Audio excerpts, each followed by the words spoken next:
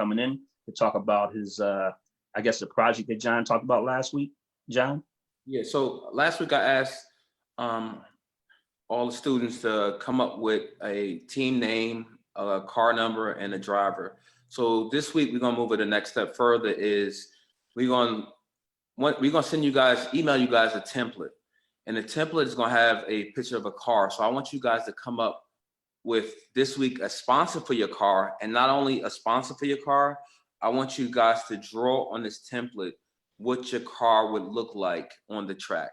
And from there, Brendan is gonna create let me explain to you one real quick with Brendan, who Brendan Dropo is. Brendan Dropo, I met him when he was 16 years old.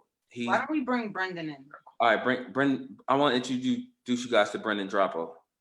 So as we talk, that's Brendan. So Brendan, real quick, I met Brendan at 16 years old. Brendan has been designing my car since I started in NASCAR. And from there, Brendan not only designs my cars, he designs the 48 for Jimmy Johnson, which won a lot of races on his car designs. He designs for the 9 car, and he does some of the 88 cars and a couple other cars throughout the series. So what our objective is that you guys are gonna come up with a design on the car, and then Brendan is gonna actually render this design. Whoever comes up with the best design, Brendan will render it. And then we're gonna put it on one of the guys who comes in for iRacing. You're gonna see it on the iRacing track and do a couple laps, whoever comes up with the best design. So I hope you guys came up with a team name, a car number, and a driver. And from there, this week, I want you to come up with a sponsor. Michelle will send you an email with the template and all the things I want. And then one day this week or next week, we'll come in, it'll be a class where we can talk to each other, and we'll go through everything. And the next step, we'll just keep going back and forth as you guys learn about how to create a race team. So with that being said, I'm gonna let Brendan introduce himself and tell you what he does real quick. Yeah, thanks, John. So yeah, you pretty much covered most of it. Just from a starting point though, I started drawing when I was 5 years old. So if you have a passion, get at it right now. And yeah, and then my dad took me to NASCAR races to sit in the stands, and that kind of made me fall in love with the sport of NASCAR. And then soon I just merged NASCAR with drawing, and before you know it, I was drawing NASCAR designs on the table every day when I was starting at 8 years old. And then at 12 years old, 4 years after that, I moved to from pen and paper or pencils and paper to the computer. So at 12 years old, I learned all this software that I could. So if you guys are, some of you are 12 years old or younger or older, it's never too, it's always proactive to start learning all the computer softwares you can to prime yourself as much as you can for post-secondary school or a job that you get where you need to use those programs. So I started learning those programs young, like Photoshop and Illustrator and 3D programs to render the designs out and to make it look real. So when I was 12, 13, I was priming myself with computer software. And then by the time I was in college, when I was 18, I was, pretty well-rounded with the software already used to design race cars. And then the following year during college, I wasn't afraid to do cold emails to anyone I could to see if I can get one of my race car designs on the real track. And lo and behold, I got put in touch with John, and my first ever race car design on the track was with NY Racing in the Xfinity series. So that was a very cool moment in 2009 when I was 19 to have my first design on the track, and that's thanks to John. So, and then from there, I just kept working hard and making contacts, and now I design for Jimmy Johnson. He's a NASCAR champion. I designed for Chase Elliott, and I've designed for Dale Jr. as well. So that's kind of the scoop. That's very impressive, Brendan. Very, very impressive. You're talking about the top guys out there. It's all because John got me started. Yeah, so Absolutely. when we come back to the class, we'll talk more with Brendan, but we want to get moving, with our special guest, because he Yes. got time with us today to be here, so we don't want to hold him up either. Gotcha. Absolutely. So Absolutely. Thank you, Brendan. Thank you, Brendan. Nice to meet you guys. Nice meeting you. So Ant, if you want to introduce Antron to the Yes. kids. So I want to introduce Antron Brown to the show. By the way, Antron Brown is also the first African American to win multiple championships in the NHRA. So we are so proud of Antron. It's unbelievable. And Antron, we have a very long history. So please welcome the great Antron Brown. Before we bring Antron in, we have to show this video Yes. because it is just fantastic. So give me 2 seconds, you guys, and we are going to properly introduce Antron.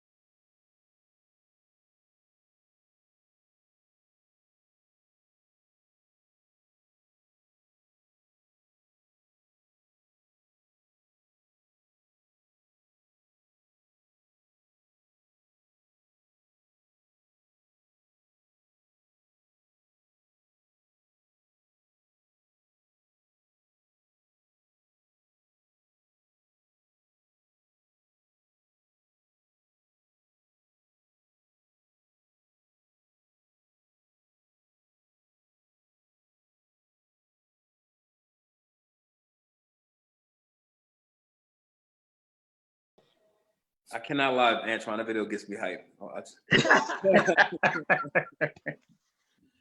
The great Antron Brown. Hold on a minute, you guys. There's something, because hold on. There's a part of the video that I always stop because I think that the video ends when the music ends, but I have to come back to this part of the video. So let me just share this again because you guys have to see this. And Antron, when it's over, can you kind of explain what's going on? Absolutely, absolutely. Okay. All right, here we go.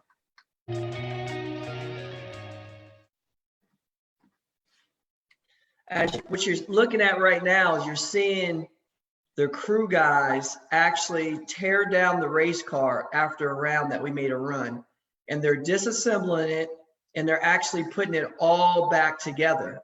And what you're seeing is a time lapse that they're doing it really, really fast, but they can actually do this literally from the time we get back to the pits in less than 25 minutes. They can tear that engine all the way down and put it all the way back, put it all back together, put a clutch in it, put the cylinder heads, piston rods in it, check the bottom of the crank, put the manifold on, now they're putting the ejector on, and now you're gonna see them hook all the lines up, and now they're putting the valve covers on, and now we're ready for warm up.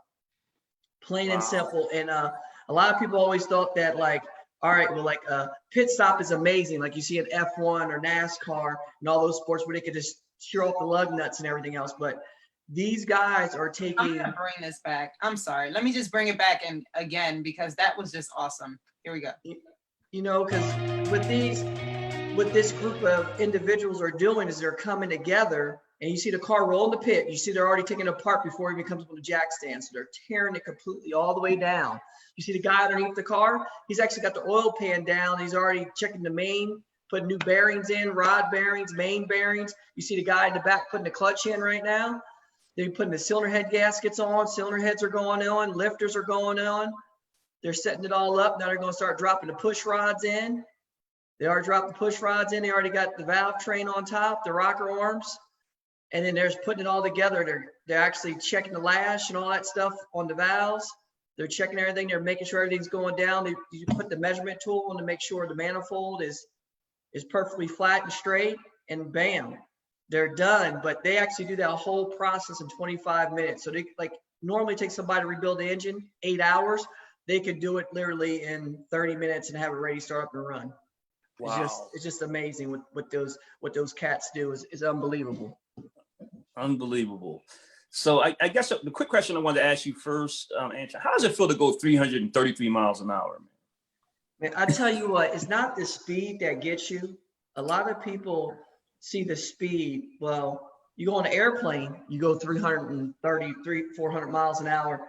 But the crazy part is the rate acceleration that gets you there is the hardest thing to explain to people, because they're used to being a normally aspirator vehicle for like not the stoplight. You rev the cast up, you drop the clutch, and your head goes back to the headrest, right? Well, the best way for me to tell people what I feel like is like literally being in a controlled car accident. Like as your body goes through a serious amount of trauma. And what I mean about that is that when you're at a standstill and I hit the gas pedal, we leave the starting line at 3.8 Gs. Well, in anything else that you race or you do, that's where it's over. After you do that, then the G meter just goes downhill, and then you don't feel no more Gs. You literally go like this, boom, and then it eases off, and then you're driving even though you're still accelerating. Our car takes off 3.8 Gs. Then when we get 100 feet out, it gets more power and more clutch, and then it hits you back even harder when you go back 4.4 Gs. Then we get to 330 feet, it gets more power and more clutch, and then we go over 5 Gs, and then at 500 feet, when it goes 1-to-1, we go 6 Gs. So when we're doing 280 miles an hour, we're pulling more Gs than we did from 0 to 100. Wow. So the hardest part is to explain to people, because there's no other vehicle on this planet that does that. Right. You get what I mean? We literally use 600 feet of the racetrack like a normal race vehicle or a pro mod car or any car taking off or motorcycle, like it uses its first 30 feet, is what we do for the first 600 feet. Wow. And that's the best way to explain it. You literally go, and you go, boom, like a cannon goes off and the car snaps up off the ground. Right. And that's what really hits you in your gut. And you can feel it just roll in your stomach and make it trying to feel like it's touching your backbone. Wow. All right, you guys, real quick, you guys, I just want to do some quick house cleaning. I think we have 31 students in here right now. You guys, this is for the students. You guys can raise your hand in about 5 minutes. We'll have you guys kind of just come in and you can ask Antron any question you want, or Mr. Martin, or John. You guys can ask them anything you want. There's also the Q&A. If you don't want to come on camera, you could just hit the Q&A button and ask your question through there. Okay? Well, I have a question, Antron. How did you get started in drag racing? How I guess my dad and uncle, they were drag racing before I was even born. Mm-hmm. So basically they grew up on the scene, and my grandpa caught them street racing. Mm-hmm. You know what I mean? And my grandpa called him and he goes, you know what? I'm not picking my boys up around a telephone pole or something like that. If y'all guys want to race, we're going to do this right.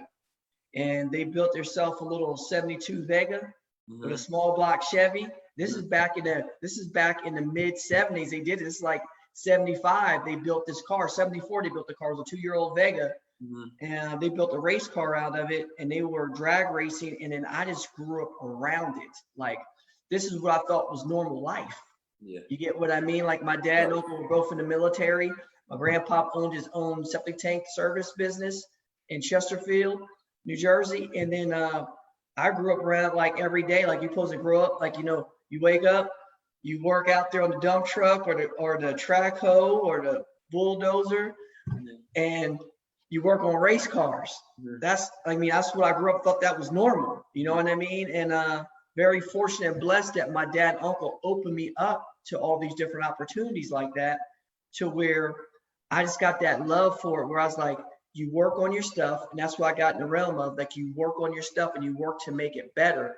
And you're able to go to the track on Wednesday night on Test and Tune, or go up to Englishtown on Friday, and you go out there and test and see if you made your car better or your race vehicle better.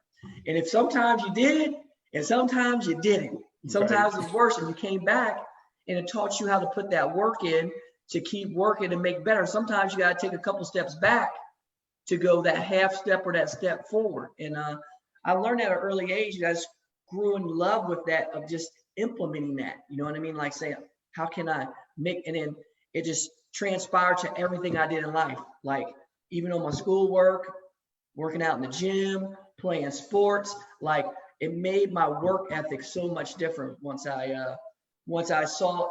dad and uncle and my grandpa instilled that into all of us kids. Now, Antron, you started off in motorcycles, right? You went from motorcycles to drag. So how did that? So was your ultimate goal to actually race top fuel dragsters? I mean, how did that actually happen? Well, this is the thing, and this is something that's real important for the kids out there, is that I never even knew that I was going to be able to race a top fuel car, because it was a dream. Like my family doesn't come from money. You know what I mean? Like everybody has those last names out there, like Bernstein or like, or Perdome, like, Snake Perdome or Force. Like, they worked their stuff in the sport back in the 70s and stuff like that, and made their big names and became millionaires, and like your Schumachers and stuff like that. And like, I didn't come from that. I don't have the money to put myself in that car. So I thought that was just like, it was a dream of mine. If I could just drive a top fuel car one time, just to make it in the pro stock bike ranks out there and became a professional rider, man, I was already like that was God sent. You get what I mean? Like he has that master plan, and right spot, right time, and just being able to like capitalize on the opportunity that was given to me. And that's why I try to tell people all the time, is that opportunity comes when you put yourself out and around it. But the thing about it is, are you going to be ready to grab a hold of it? Because it's running like that chicken in the Rocky movies, brother. You got to grab it. That chicken's hard to grab, but it's going to come by you, but you got to grasp it. You know what I mean? And for me, I just used that when I was racing that bike. That was my stepping stone. And I just put the feelers out there, and I got an opportunity with David Powers with the Macro Tools car to test one and have potential to get the job. And I was doing an interview, and that's when integrity plays a part of it, where you never know, like, doing the right things when nobody's watching, because you know why? Because they really are watching you. And that's why I try to tell people each and every day, I never thought they were eyeballing me, but people had their eye on me for a long time.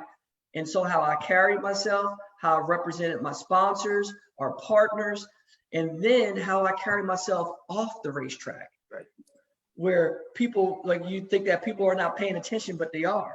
And that's what gave me the opportunity in the top fuel ranks, because it's like David heard so many good things, and Lee Beard was a crew chief, and he liked my work ethic, how I worked in the shop on the pro stock motorcycle team. I just didn't ride them.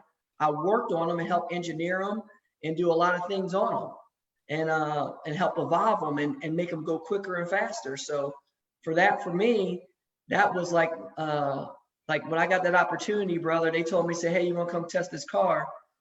I was in like Flynn. I was ready to rock. I was like, let's go. And when I got in there, I just did all the due diligence and just learned. Like I was always a fan of them. So I watched them all the time. I watched how they back up, how they do their whole craft.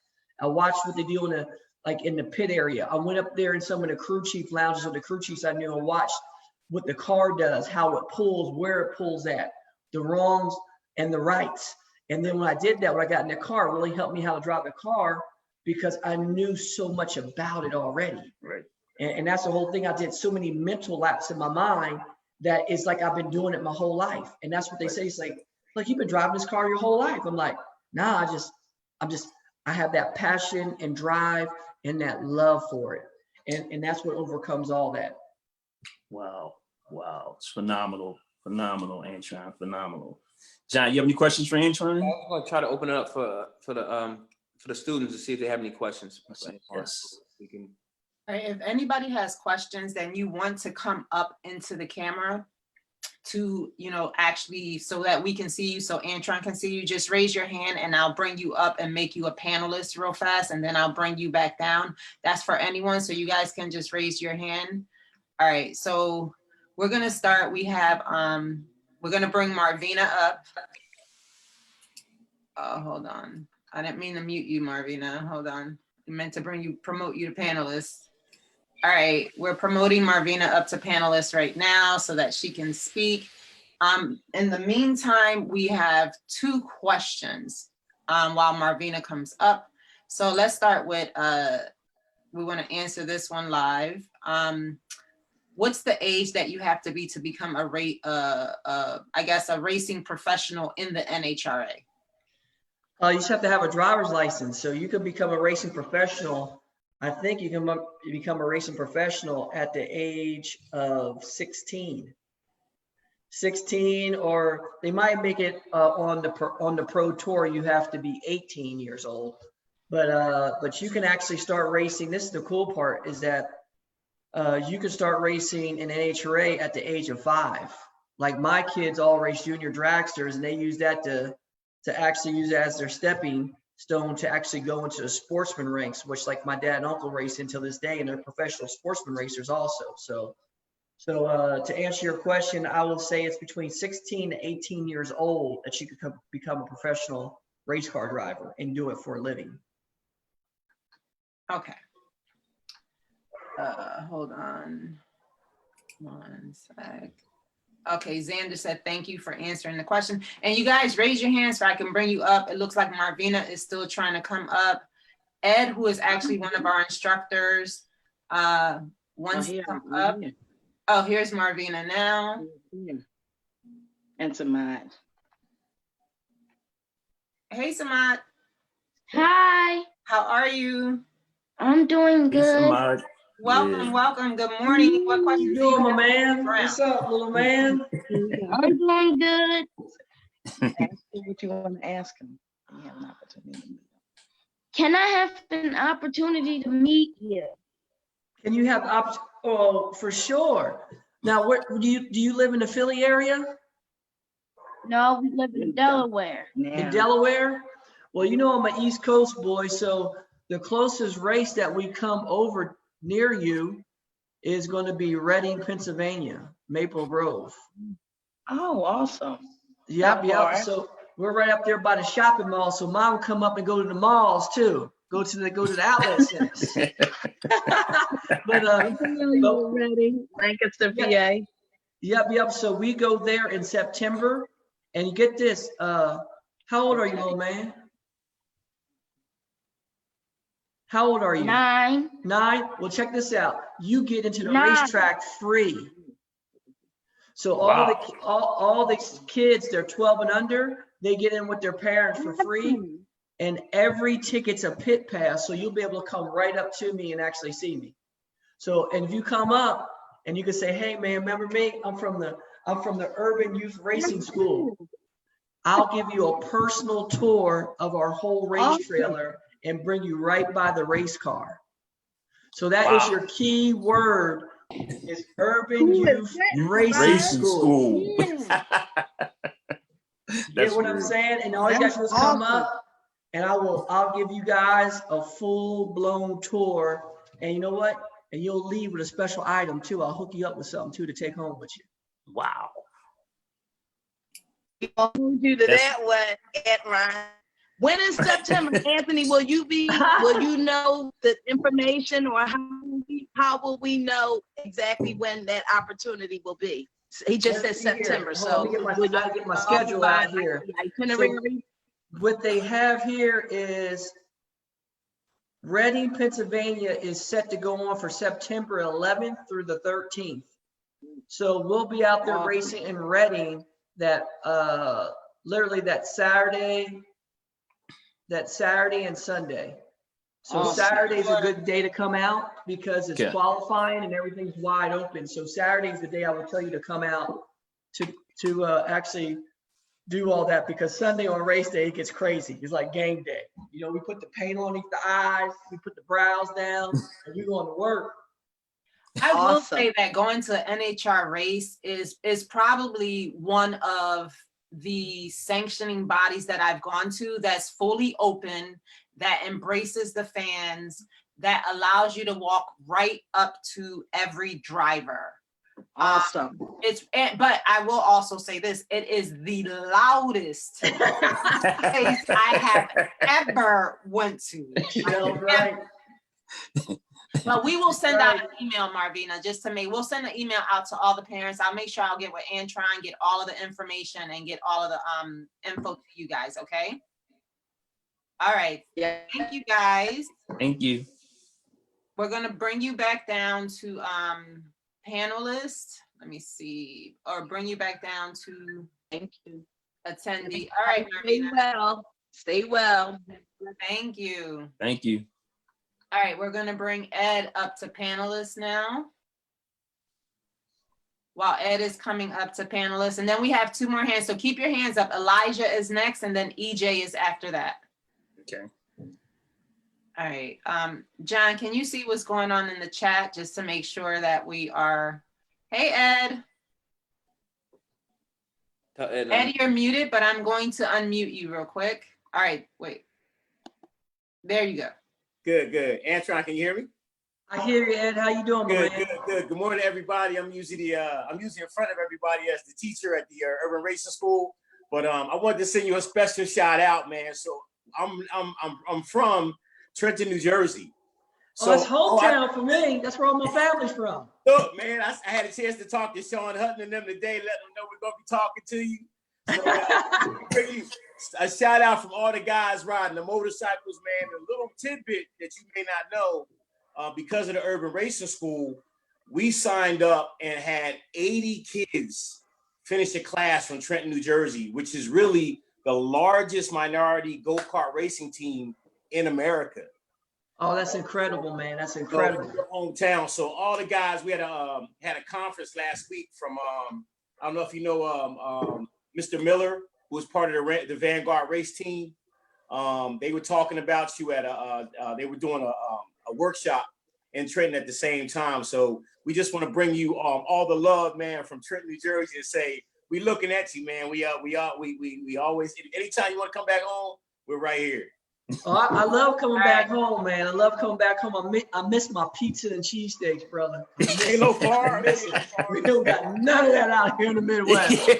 They got pizza, and they got a couple places like Penn Station and Jersey Mike's, but he still ain't right, man. When you go to the pizza shop and get them local cheesesteaks, man. Oh, Lord have mercy. I miss it. Thank you, Ed. We're gonna bring. Send my love to all the fam back there, man. It's good seeing you, man. Good seeing All you. right. Same. All right. Thanks, guys. All right, Elijah, you're up next. I'm about to bring you up now. All right. All right, while Elijah comes on as panelist, we have another question in the Q&A section, and this one comes from William Johnson. And he says, so what is it like when you are racing a dragster technique wise? Like, how do you know which ways you should control the throttle of the launch? Or does it come down to how many pounds of boost you're running? That's a good question. But what it comes down for the crew chiefs to do actually, that's their job to make all that right. And they have so many instruments, gauges, Excel spreadsheets, formulas, and different programs that they use to equate the power. Is not just the boost, but also the head gaskets, to nitro percentage, the ignition timing, fuel curve, the way they're going to give it fuel. And when they're doing all that, all the way down to the tire pressure and how they're going to do the clutch, because in our racing, it's a balancing scale. You have to have the right amount of power with the right amount of clutch to yield this ET. You have too much power, smokes the clutch. You have not enough power, the clutch grabs a hold of the motor and it spins the tires up because it's not shearing the clutch to make it slip like it needs to.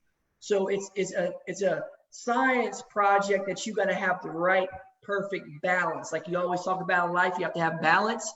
It's the same thing on a top fuel tune-up. And when you're actually, you're trying to make them as much efficient as possible and get the most out of them, but not going overboard one way or the other way. So that's a key element. And for me, the technique of driving it is that you can't think, you just got to react to everything that happens because that happens so fast. So you have to be able to get in there and you're just kind of guiding it down the racetrack. You have to guide that race car down the racetrack. And that's the key element, is staying in front of it. So you're guiding it. Never think that you're going to drive it, because you manhandle it when you're doing 330 mile an hour. When you make a small move, it could be in the guardrail in the other lane like that. So you have to make sure that you're just like, and you're doing that all the way down the racetrack. You just don't hold it and go straight. That's what a lot of people think. We actually turn our steering wheels in our top fuel car more than a NASCAR driver turns their wheel the whole lap around the racetrack. Wow. In 3.3 seconds, you see in-car camera. If you go on YouTube, type in my name and type in in-car camera, you'll see it where you see me on track and you see my hands doing this the whole way and trying to keep it straight. Wow, Antron. How many horsepower can a dragster get up to a top fuel? Our horsepower, we're a little bit around like 11,800 horsepower. 11,000. Wow. Yeah, we're over 11,000 horsepower. All right. It looks Unbelievable. like Elijah is trying to. Elijah, can you unmute yourself? He's trying. Another question was, Antron, how old do you need to be, from Josiah Harris, how old you have to be to race in junior dragsters? 5 years old is the starting age limit. So they race junior dragsters from 5 years old all the way up to 18. And they even have a master class now that you can race junior dragsters after you're 18 now too, because they're very competitive, and they're actually a cheap way of racing where you're seeing older people that retire. They're actually getting in junior dragsters.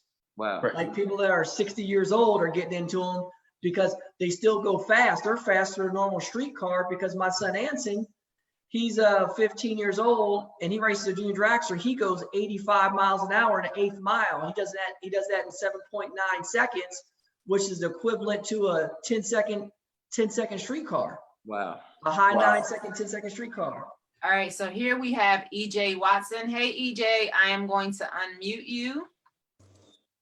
There you go. Okay, ask a question. Hey, what's up, buddy? How do race cars go? What is How Repeat the fast question. do your race cars go? How fast my race cars go? They go 330 miles an hour. About the junior race. I did say Oh, you said How junior fast race cars? Yeah. Well, they got different categories for junior race cars. The junior race cars go from, I want to say, entry level will be about 38 miles an hour for the 5 to 7 years olds. And then the 8 to 9 year olds will go like 45 miles an hour to 50. And then when you're 10 and 12, you go 75 miles an hour. And then when you're 13 and up, you go 85 miles an hour. Oh, Wow. And trust me, I think you can do it, Eddie. I know you can do it, man. You got that eye. Hey, E, can you do this? Show me this. Show me your hands. Can you do it like this? Yeah. You got it, man. There you You got go. it. You can do it. thank you, EJ. Thank you, EJ. Thank you. I got so many different things that I'm working. I have like 5 computers over here, you guys. Antron, do you still ride motorcycles? Not no more, man. I used to have some motorcycles, but I got rid of all All right, my up next motorcycles we right have now. Avante. Because I barely have enough time to do anything anymore. I literally come home and I go racing with my kids, so all my time goes into racing with my kids now. Gotcha. Well, we do have a question from Josiah Harris. We have Avante Walker. He's going to come up. Elijah, I'm going to get you again after Avante. Josiah Harris asks, how old do you have to be to race in the junior dragsters? Yeah. I just actually asked him that question. Oh, okay. Then the other one is from Seth Yanessa. And how much fuel does your car burn in one race? Seth is 9 years old. In one race, we burn about 20 gallons of fuel. If we ran our car for a mile, we get 55 gallons to the mile at $30 a gallon. Wow. Wow. That's All right, incredible. this is Devontae. Hey, Devontae, how are you? Hey, how you guys doing? I'm doing good today. Good, good. Go ahead. The floor is yours. Devontae, what's going on, man? What you got? So I was wondering, what was the hardest thing for you to learn about putting a car engine together and taking it apart? What was the hardest thing? You know, man, you know, I think the hardest thing is just, I don't know, man. It was nothing really hard or difficult about it, but I think the most tedious deal is actually timing a motor. Putting it, like, not just putting together the parts and pieces go together really simple and easy, but actually timing it, like timing it and putting the cam in the right time and timing the cam. Is once you time the cam, I think that's the most difficult part of, because you gotta be very precise and make it right. And it's a tedious deal where you gotta keep on doing it over and swapping the cam gear around until you get it right on its mark. But besides that, the rest of the stuff is like plug and play. You know what I mean? I mean, if I showed you, I could show you how to put pistons and rods in, no problem, knock sleeves in, put a crank in. That's all easy. That's just nuts and bolts. But just timing, I say just timing the cam and getting it in the right time. That's the tedious part, but it's just time consuming. There's not nothing hard about it. Okay, thank you. So I have a question for Antron, and this is so most of you students. Well, the teams understand, in as NHRA. we build my teams and we go out for our sponsor, we have to know a budget, what it's going to take to be a top team in each one, whether it's NASCAR, NHRA, Indy. So Antron, to be a top team in top fuel, what is the budget from a sponsor that makes the car go fast, basically, you know? Well, to actually go out, to answer your question, Mr. John, that like to literally go out there and to be competitive, you're looking between $4 to $5 million to go for championships. There's our teams that do out there between 3 to 3.5 million, but they're the ones that are like, you know, they'll do good so. They won't go out there and compete and run for championships, but it takes between 4 to 5 million to be a highly competitive team out there in the fuel ranks. Okay. So all you students know, for NHRA to be a top team, you need about $4 to $5 million. Yes. So go over that. Just remember that. So Antron, well, we're waiting for one more student to come up, but I did find this video that I found highly interesting of your team building your chassis, which is a brand new video for 2020. Yes. So I did want to show that video, and maybe you can kind of talk us through what's going on. Mm-hmm. Okay. Okay, I can do that, absolutely. All right, so just give me 1 sec. Okay, so Elijah said his video isn't working. Hold on, Elijah, I see you, hold on. But my volume is, so you get, okay, you know what I'll do, Elijah? What I'm gonna do is I'm just gonna allow you to talk then if your audio is working. So I'm gonna switch right after I show this video, Elijah, then I'll bring you back in. Okay. Thank you, babe. All right. So here we go. Oh, wrong video. I'm sorry, y'all. All right, here we go again.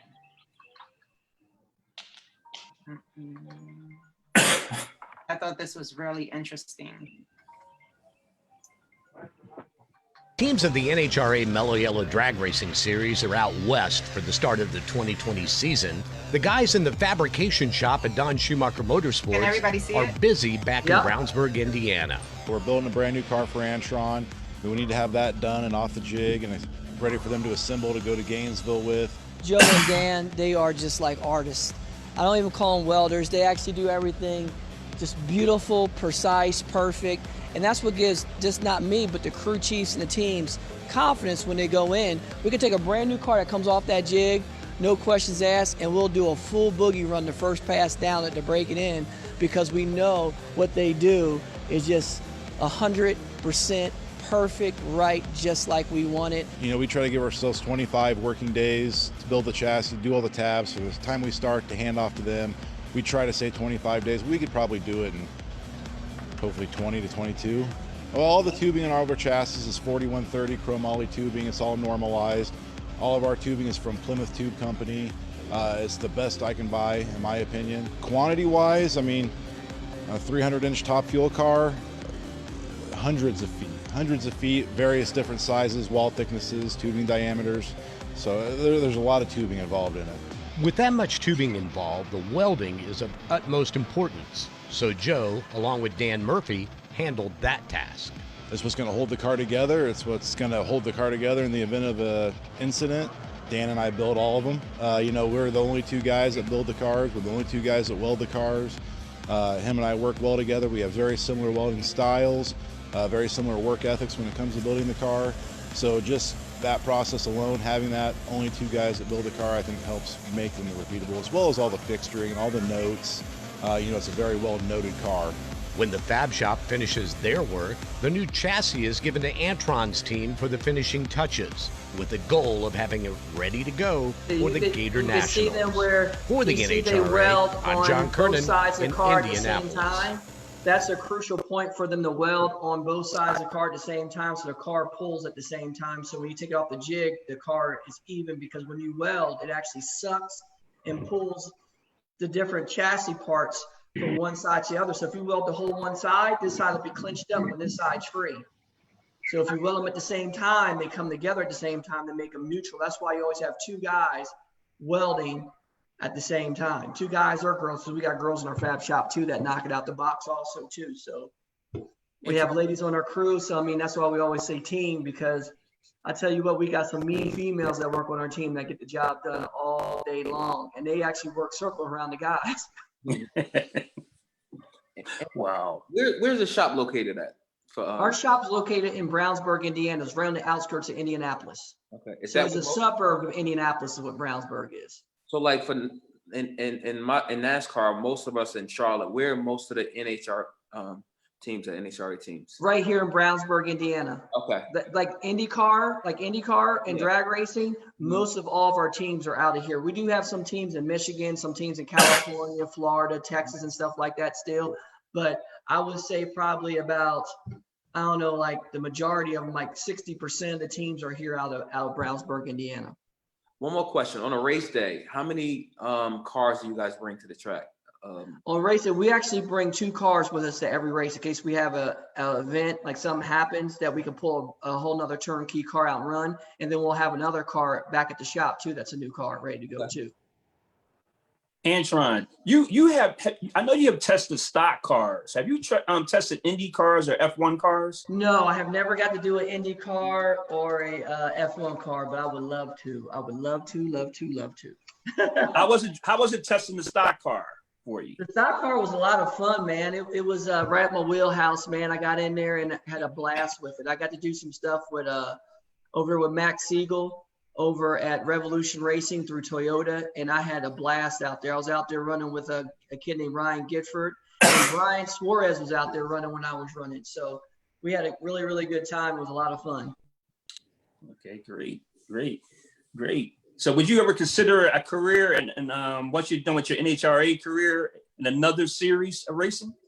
Man, I think when I get done NHRA racing, bro, I think I'm gonna retire and give it to the young guns. Give it to the young guns. Like I thought about different stuff like that before, but I mean, I'll be out of that age limit, man. I'll be out of that age limit. I'm gonna be watching the young bucks do their thing.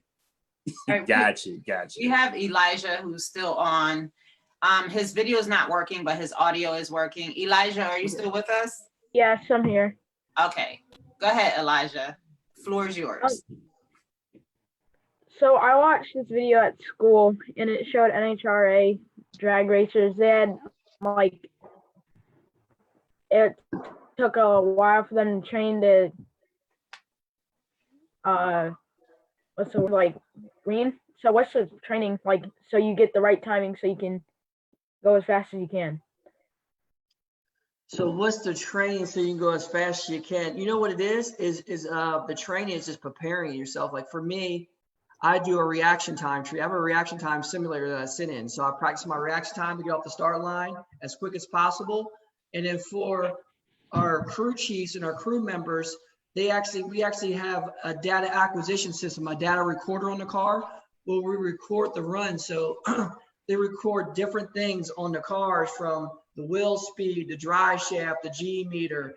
They can see, it shows them everything that happens on the car during the run, and load sensors and wheel temp sensors, EGTs, fuel pressure, and they'll look at all that stuff and they'll diagnose it between every run and study it. And then they'll make tweaks to try to make it even better.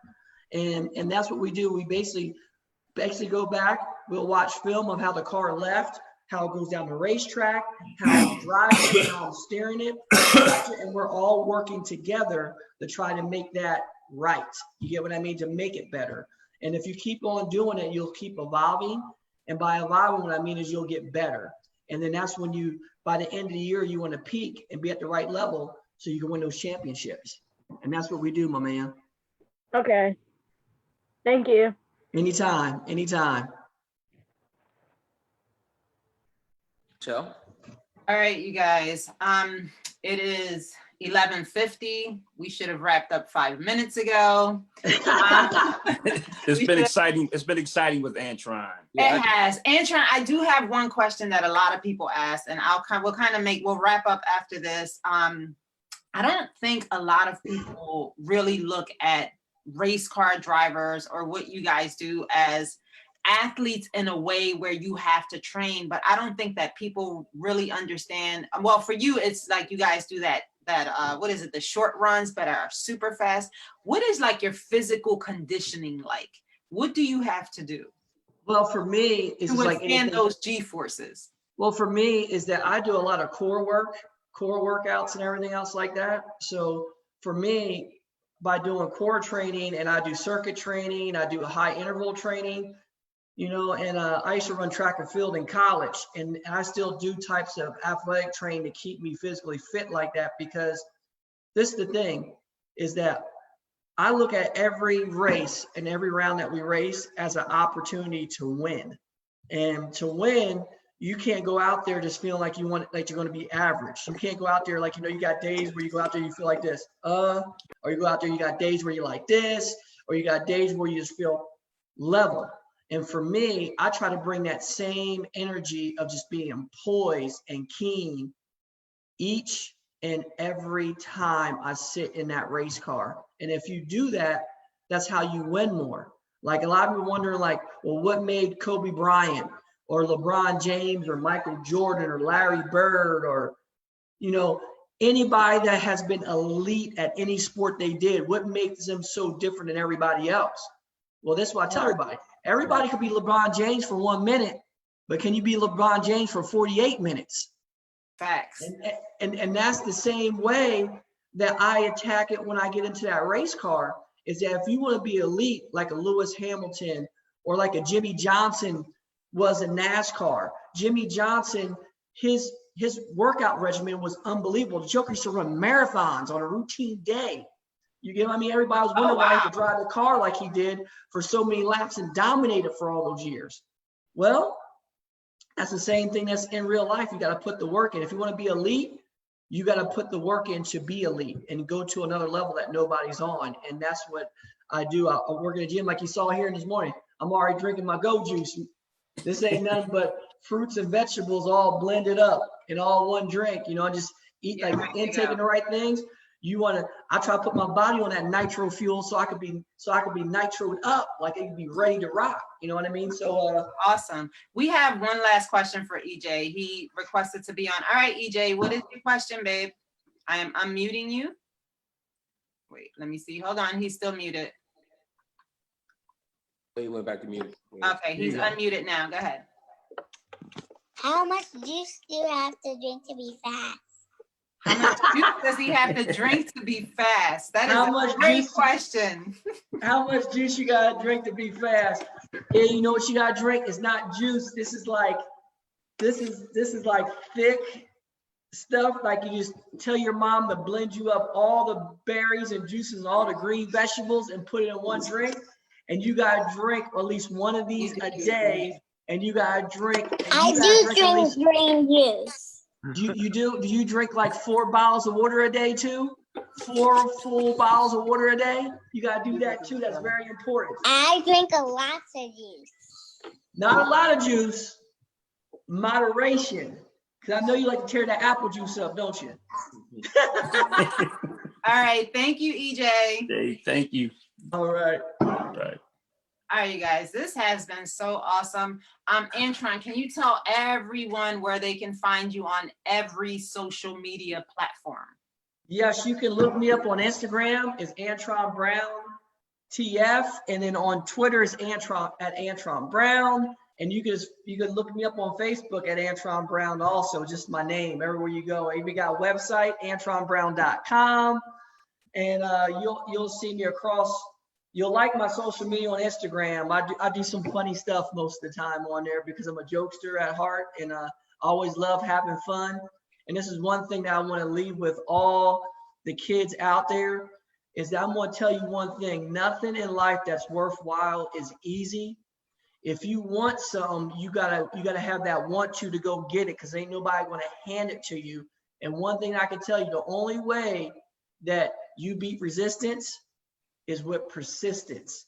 To stay after it, keep your head down, and always march forward. And if somebody tells you no, you go another route until you get a yes, and it will happen. Trust me, because if I am where I'm at in my life, that is because I've never stopped, and I always shared a love and a passion for what I do. And if you have a passion for it, the doors are wide open. Ain't nobody can stop you. The only one that's going to stop you is yourself. So get out your own way and make that headway. And I just want to wish everybody well through these hard times that are going on. Just keep after it. It'll be around soon. And I hope to see each and every one of you at a racetrack, and I hope you tune in to Fox FS1 and Fox Network and see us live at our NHRA Mellow Yellow events. Absolutely. Absolutely. Antron, thank you so much, man. You have just been unbelievable. And I'm so proud of you. Sure. And make sure you come back and see us again, man. You know, for sure. Make sure you come back and see us again. Well, absolutely. Anytime. You got my number. Just hit me up. I appreciate it. And John, it was a pleasure talking to you, my man. Pleasure. Pleasure. I'm gonna come to a race. You come to one of mine. Absolutely. Absolutely. I want to do that. I definitely want to do that for sure. Yeah. You know what I mean? And when's your guys' next race? They scheduled us for the 17th at Darlington. And then, okay. And then from there, Charlotte. So they figured to schedule with no fans. And after that, they're gonna go week by week, because they're gonna state by state how each state are letting us race. So right now, South Carolina allowed us, and North Carolina allowed us. So we'll go from there after that. Gotcha. I'm curious as to how they handle the social distancing at all of you guys' track. Like, for John, for you at the NASCAR, Antron, for you over at NHRA. I'll be, really interested. How do you handle that within your own team, right? Well, they're setting up testing. You have to be tested. I think they're gonna do the quick test at the track when you walk in for all the crew guys, and they're gonna keep doing it like that until they figure out, how to adapt to this. This is new for everybody, so. I think that's great, though. It's one step at a time and one day at a time. That's all it is. That's right. We'll all get through it. And Michelle, you've been great. Really appreciate you. Thank you. John, any last words? Can you tell everybody where they can find you, your social media handles? All right. At NY Racing Team on Instagram, and John Cohen NY on Instagram. But also too, I want to make sure that you'll get an email from Michelle with the PDF for this week, and then I'm gonna have Michelle set up a Zoom that we'll all be interactive, and we're gonna learn from each other. We're gonna try to figure out a schedule. It won't be our Saturday class. It'll be one during the week, and we're gonna start working on how to come up with going after sponsors and just doing stuff that's going to lead to other things that you do in life. So look for that email soon, and then we'll go from there. So I hope absolutely. All right, you guys, thank you so much. And once again, for the racing school at Urban Youth One on Instagram, at UYRS on Twitter, and on Facebook, it is Urban Youth Racing School. We've also just joined TikTok, so make sure you guys go check us out on TikTok. It's Urban Youth Racing School TikTok page. Right, we're doing the whoa, exactly. There you go. Whoa. Exactly. All right, you guys. Thank you so, thank so you. much. All right. That's been Thank you, Antron. Thank you, everyone. Thank y'all. All right. Okay. All right.